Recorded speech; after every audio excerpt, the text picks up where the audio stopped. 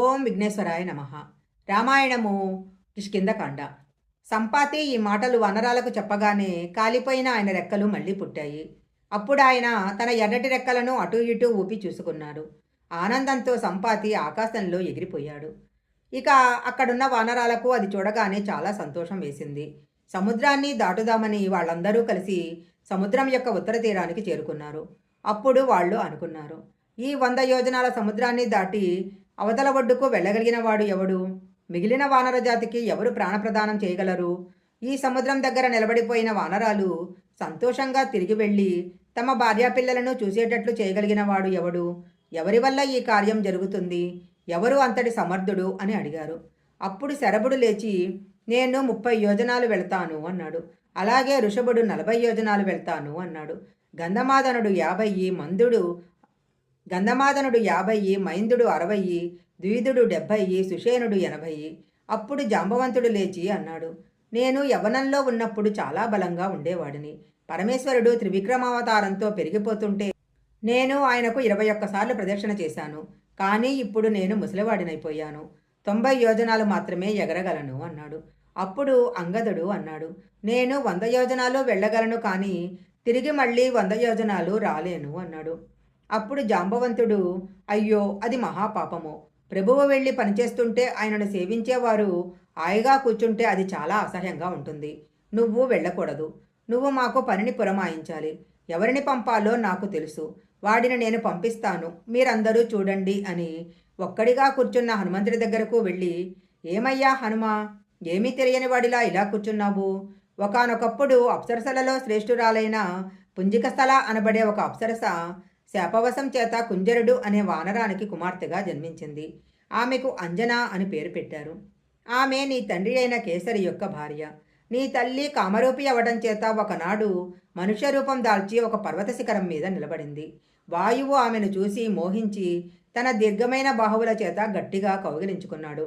అప్పుడు ఆ తల్లి, ఎవడురా దుర్మార్గుడు నా పాతివ్రత్యాన్ని చెరపచూస్తున్నాడు అన్నది. అప్పుడు ఆ వాయువు అన్నాడు, అమ్మ బ్రహ్మగారు మా తేజస్సులని వానర స్త్రీల యందు ప్రవేశపెట్టి వానరాలను సృష్టించమన్నారు.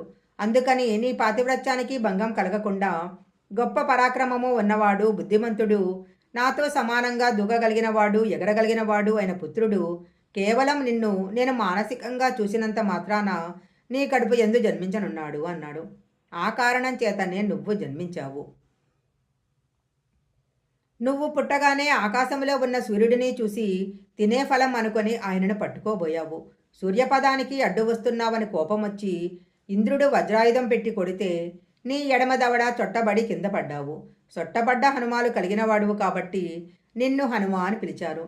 నువ్వు అలా పడిపోవడం చేత నీ తండ్రి అయిన వాయుదేవుడికి కోపం వచ్చి భూమి మీద వీచటం మానేశాడు. అప్పుడు బ్రహ్మగారు పరుగు పరుగున వచ్చి, గాలి వీచకపోతే సృష్టి ఆగిపోతుందని చేత ఏ శస్త్రము చేత నిన్నెవరూ బంధించలేరు అని వరం ఇచ్చాడు. అలాగే ఇంద్రుడు నీకు స్వచ్ఛంద మరణ వరం ఇచ్చాడు. నీ అంతట నువ్వు సంకల్పం చేసి శరీరాన్ని విడిచిపెట్టాలే కానీ నిన్ను పడగట్టగలిగే పురుషుడు ఈ బ్రహ్మాండంలో ఎక్కడా ఉండడు. నేను ఎన్నో సందర్భాలలో సముద్రంలో ఉన్న పాముల్ని గరుత్మంతుడు తన్నుకుపోతుండగా చూశాను.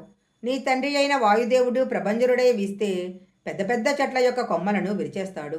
అలాంటి శక్తివంతుడైన వాయుదేవుడి కుమారుడమైన నీకు ఆ గమన శక్తి ఉంది. గరుత్మంతుడికి ఆ గమన శక్తి ఉంది. ఇవాళ కొన్ని కోట్ల వనరాల భవిత సౌభాగ్యము, ప్రాణాలు నీ చేతుల్లో ఉన్నాయి. నీ వీర్యాన్ని, తేజస్సును, పరాక్రమాన్ని ఒక్కసారి పుంజుకో. 100 యోజనాల సముద్రాన్ని అవలేలగా దాటి సీతమ్మ జాడ కనిపెట్టి ఇక్కడికి రా. హనుమా నీ శక్తిని చూపించు అని జాంబవంతుడన్నాడు. జాంబవంతుడి మాటలు విన్న హనుమంతుడు మేరుపర్వతం పెరిగినట్లు తన శరీరాన్ని పెంచేశాడు.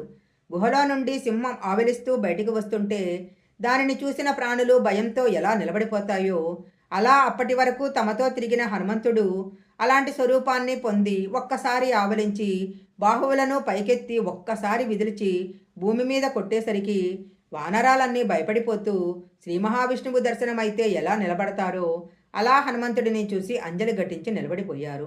అప్పుడు హనుమంతుడు అక్కడ ఉన్న వృద్ధరాలైన వానరాలకు నమస్కరించి, నా తండ్రి వాయుదేవుడు, ఆయన అగ్నిదేవుడి యొక్క సఖుడు. వాయుదేవుడు ఎలాంటి గమనంతో వెళ్తాడో నేను అలాంటి గమనంతో వెళ్తాను. నేను వెళుతున్నప్పుడు నాకు అడ్డొచ్చిన ఏ ప్రాణినైనా నా వక్షస్థలంతో గుద్ది చంపేస్తాను. పర్వతాలను చూర్ణం చేస్తాను, సముద్రాలను కలయ తిప్పుతాను. నా బాహువుల శక్తి చేత సముద్రాన్ని తిరగతోడతాను.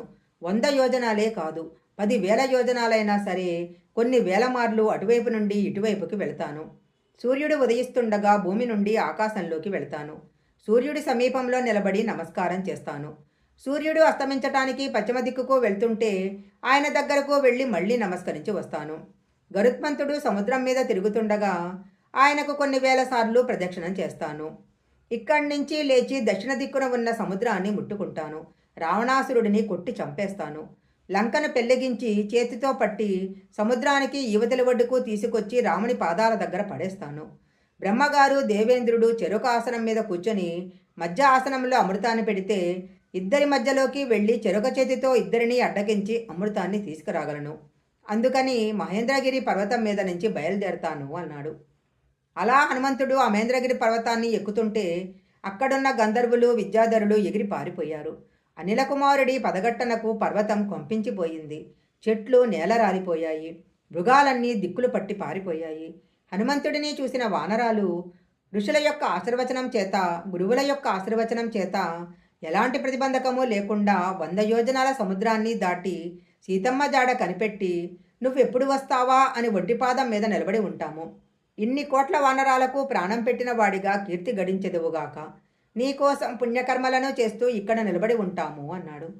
హనుమంతుడు మానసిక ఉత్సాహాన్ని పొంది లంకాపట్టణాన్ని మనసుతో చేరిపోయి ఉన్నాడు. రామాయణము కిష్కింధకాండ సంపూర్ణము.